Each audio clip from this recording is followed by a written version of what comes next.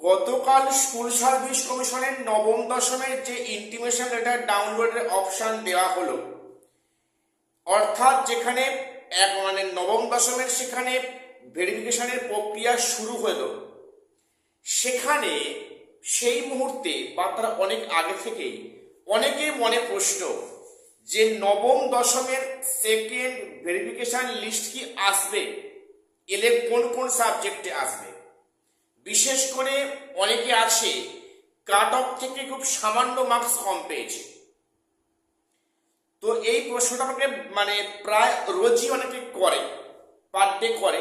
আমি সবার হয়তো প্রশ্নের উত্তর সেই মুহূর্তে দেওয়ার অবস্থা থাকি না, আমি আমার ব্যক্তিগত কাজে ব্যস্ত থাকি।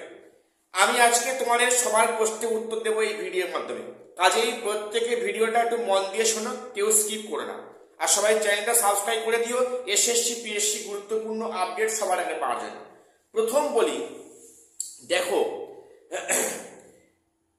অনেকে আছো যে কাট অফ মার্কস নবম দশমে যা পেয়েছো কাট অফ মার্কস থেকে সামান্য কম।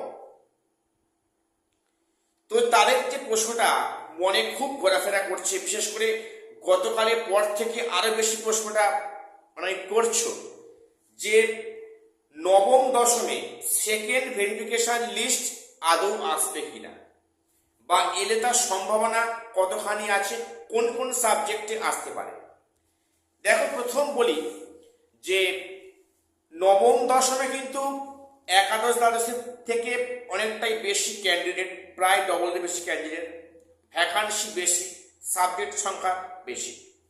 তো এতগুলো কারণে এখানে ক্যান্ডিডেটটা বেশি, কাজেই এই প্রক্রিয়া কিন্তু দীর্ঘক্ষণ ধরে হবে, দীর্ঘ সময় ধরে কিন্তু প্রক্রিয়া হবে।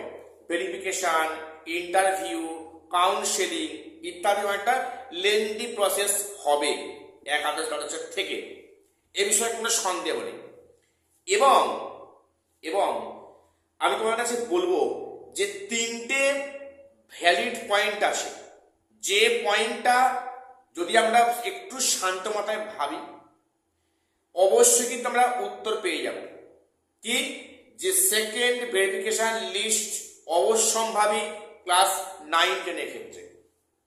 কি সেই তিনটে ভ্যালিড পয়েন্ট? মন দিয়ে শোনো। প্রথম ভ্যালিড পয়েন্ট যেটা হলো যে সেখানে একাদশ দ্বাদশের যেহেতু কাউন্সেলিং প্রক্রিয়াটা শুরু হয়েছে এবং আগামী দিনে কাউন্সেলিং প্রক্রিয়া রয়েছে, যেখানে হিস্ট্রি, জিওগ্রাফি এবং সেখানে ম্যাথামেটিক্সের মতো সাবজেক্ট মেজর সাবজেক্ট রয়েছে। অর্থাৎ সেখানে কাউন্সেলিং প্রক্রিয়া যখন হয়ে যাবে তখন কমিশন যে স্কুল চয়েস করার পরে যে রেকমেন্ডেশন লেটার দেবে, তারপরে কিন্তু একজন ক্যান্ডিডেট কিন্তু চাকরিটা ফাঁকা হয়ে গেল, এবার শুধু স্কুলে জয়েন করার অপেক্ষা। তো সেখানে কিন্তু যে ক্যান্ডিডেটরা একাদশ দ্বাদশে যারা কিনা স্কুল চুজ করেছে, রেকমেন্ডেশন লেটার পেয়েছে, আমার মনে হয় না তারা পুনরায় ব্যাকে এসে ভেরিফিকেশন কিংবা ইন্টারভিউতে 9-10 অংশগ্রহণ করবে। হয়তো ভেরিফিকেশনে আসতে পারে, কিন্তু ইন্টারভিউতে তারা আসবে বলে আমার মনে হয় না। অনেকে বলছে না তারা আসবেই। দেখো যদি বাস্তব ভেবে দেখো, সে জায়গায় যদি তুমি হতে, তুমি কি অবশ্যই সেখানে যেতে? যা সিট ব্লক করা।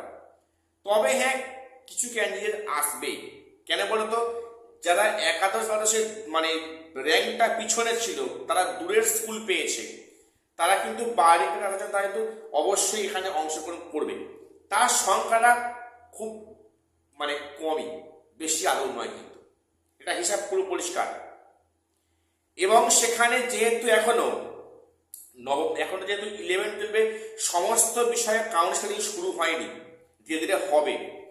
কারণ সেখানে যে সমস্ত সাবজেক্টের কাউন্সেলিং প্রক্রিয়া শুরু হয়নি, তারা কিন্তু 9-10 ভেরিফিকেশনে অবশ্যই আসবে, কিন্তু ইন্টারভিউ হতে হতে তারা কাউন্সেলিং কমপ্লিট হবে ক্লাস 11-12। কারণ সেখানে তারা মনে হয় না ব্যাকে 9-10 আসবে। কারণ দেখো নবম দশমে যারা ডাক পেয়েছে প্রিলিমিনারি ইন্টারভিউ লিস্টে তাদের ম্যাক্সিমাম 11-12 তারা কিন্তু কাউন্সিলিংয়ে গিয়েছে বা সেখানে তারা ডাক পেয়েছে, এটা হিসাব পরিষ্কার। কাজেই এই ক্ষেত্রে বলতে পারি বিভিন্ন সাবজেক্টে, একাধিক সাবজেক্টে সেখানে কিন্তু অবশ্যই সেকেন্ড ভেরিফিকেশন লিস্ট অবশ্যই ইস্যু হবে বা ডাকবে। Number 1 point. নাম্বার 2 পয়েন্ট সেখানে হচ্ছে তোমরা জানো যে একাদশ দ্বাদশে কিন্তু বিভিন্ন সাবজেক্টে অনেক ভেরিফিকেশনে বাদ গেছে, সেখানে ভুল তথ্য প্রদান করে ভুল এক্সপিরিয়েন্সের মার্কস দিয়ে সেখানে ইডাব্লিউএস কেসে সেখানে প্রচুর বাদ গেছে। এবং যেহেতু 9-10 এর ক্যান্ডিডেটটা প্রায় ডবলের বেশি, কাজেই এখানে এটা পরিষ্কার 9-10 ভেরিফিকেশনে প্রচুর ক্যান্ডিডেট বাদ যাবে, যাদের মধ্যে ম্যাক্সিমাম থাকবে এক্সপিরিয়েন্সের মার্কস। কারণ এখানে অনেকেই ভুয়ো তথ্য দিয়েছে, কে পার্ট টাইম টিচার, কে গেস্ট টিচার, কে বেসরকারি স্কুলের টিচার, তারাও সেখানে এক্সপিরিয়েন্সের মার্কস সেখানে 6, 8, 10 করে তারা বসিয়েছে। এটা কিন্তু প্রত্যেককে ওখান থেকে ছিটকে বেরিয়ে আসবে, এটা পরিষ্কার। প্লাস সেখানে কাস্ট ক্যাটাগরির সমস্যা অবশ্যই ফেস করবে। সেখানে অনেকে মার্কস কাউন্টিংয়ে ভুল করেছে, সংখ্যাটা কিন্তু অনেক বেশি। আমাকে অনেকে বিশ্বাস করেছে আমার একটা মার্কসে ভুল হয়েছে, এটা অনেক আছে, প্রচুর আছে। সেখানে কিন্তু প্রচুর ক্যান্ডিডেট বাদ পড়ছে এবং সেখানে ইন্টারভিউতে রেশিও মেনটেন করতে গেলে পরে সেখানে সেকেন্ড লিস্ট অবশ্যই বের করতে হবে কোথাকে, এটা অবশ্যই শিওর।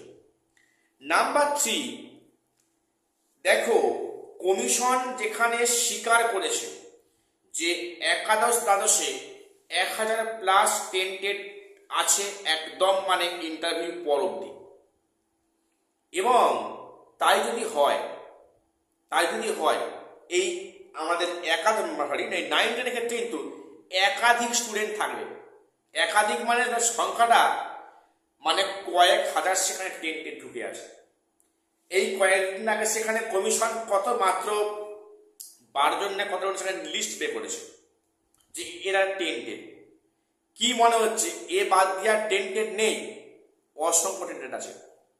এক্সপায়ারি অফ প্যানেল এমনি যারা টেন্টেড বিভিন্ন কারণে এখানে এখানে 100 এখানে কয়েক হাজার ঢুকে আছে টেন্টেড, তারা কিন্তু প্রত্যেককে বাদ করতে বাধ্য। তোমরা দেখো 9-10 এই প্রক্রিয়া শুরু হোক, দেখবে তোমরা প্রচুর ক্যান্ডিডেট প্রতিদিন তোমরা শুনবে প্রচুর ক্যান্ডিডেট সেখানে বাদ পড়ছে, তার সংখ্যাটা শুনলে মাথা খারাপ হয়ে যাবে। অর্থাৎ এখানে টেন্টেড প্রচুর আছে, তারা কিন্তু প্রত্যেককে বাদ করতে বাধ্য, বাদ করবে। বাদ না দিয়ে কোনো কিন্তু উপায় নেই, বাদ অবশ্যই করবে। সেখানে রেশিও মেনটেন হবে না কোনোভাবেই ইন্টারভিউতে, তখন সেখানে কিন্তু সেকেন্ড ভেরিফিকেশন লিস্ট অবশ্যই আসবে, এটা কোনো সন্দেহ নেই, আসার সম্ভাবনা খুব বেশি। কাজেই তোমরা যারা কাট অফ মার্কস থেকে 2-1 নাম্বার কম পেয়েছো, তোমরা প্রত্যেককে চিন্তা করো না। আমি তোমাদের বলছি যে সেকেন্ড লিস্ট অবশ্যই আসতে বাধ্য, সেই বাস্তব কিন্তু পরিস্থিতি তৈরি হয়েছে, অবশ্যই আসবে। তোমরা প্রত্যেককে বাড়িতে, আমার মনে হয় যারা কাট অফ মার্কস থেকে 1-2 মার্কস কম পেয়েছো বিভিন্ন সাবজেক্টে, তোমরা বাইরে তোমার ডেমোর জন্য রেডি হও যে কোনো সময়। এবার এটা কখন আসবে সেটা এই মুহূর্তে বলা যাবে না, সম্ভব নয়। সেখানে ইন্টারভিউ হয়ে যাবে, হয়তো সেখানে কাউন্সেলিং প্রক্রিয়া শুরু হবে 9-10, তখনও কিন্তু সেকেন্ড লিস্ট আসতে পারে, সম্ভাবনা খুব বেশি আছে। ঠিক আছে, সেকেন্ড লিস্ট আসবে। তোমরা যারা কাট অফ মার্কস থেকে সামান্য মার্কস কম পেয়েছো তারা প্রত্যেককে প্রিপেয়ার থাকো, বি পজিটিভ।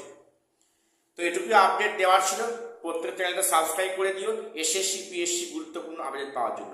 আর শেষ করলাম, দেখা হচ্ছে পরে কোনো ভিডিও।